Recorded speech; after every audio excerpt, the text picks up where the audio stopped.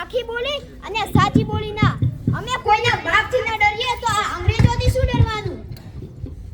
બાળપણમાં રસ્તા પરથી લડતા મેં પથ્થરો કાઢ્યા છે અને હું શીખ્યો છું કે જે વાગે અને હરકત કરે તેમને તો મેં પહેલાથી જ મારી જિંદગીમાંથી કાઢી છૂટકો થયો છું. અન્યાય વિરુદ્ધ અભ્યાસ કાળથી જ મેં હડતાળો પાડતો આવ્યો છું અને અન્યાય સેવો એ મારા સ્વભાવમાં નથી.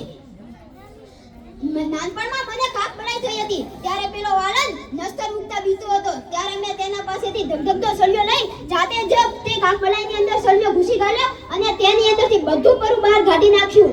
ઇંગ્લેન્ડના ભળભળા જજોને મેં સીધા કરેલા વાળાનું દર્દ મેં શીશી સૂંઘ્યા વગર જ ઓપરેશન કરાવીને મેં મટાડેલું. હું આમ તો છૂટકૂટ ધારી સિગરેટ પીતો વકીલ બની ભારત આવ્યો ત્યારે ગાંધીજીના સંપર્કમાં રહીને મારું જીવન જ બદલી નાખ્યું. હું છૂટકૂટ છોડી ખાલી અપનાવે સાદાઈથી જીવન જીવવાનું મેં વર્ત લીધો. મેં ઘણા સત્યાગ્રહ કર્યા પણ બારડોલી સત્યાગ્રહથી હું સરદાર બન્યો. પેલા ખેડૂતો બીતા હતા કે પેલા અંગ્રેજો અમારી જમીન લઈ લેશે તો મેં એમને ખૂબ સમજાયેલા કે આ અંગ્રેજો તમારી જમીન માથા ઉપર ઊંચકીને ઇંગ્લેન્ડ લઈ જશે.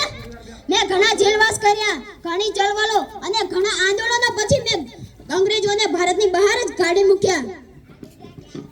આઝાદી પછી ઈચ્છા તો હું વડાપ્રધાન થઈ શકે પણ ગાંધીજીની ઈચ્છા માન આપી મેં વડાપ્રધાનનું પદ જવાહરલાલ નહેરુને આપ્યું. હું નાયબ વડાપ્રધાન અને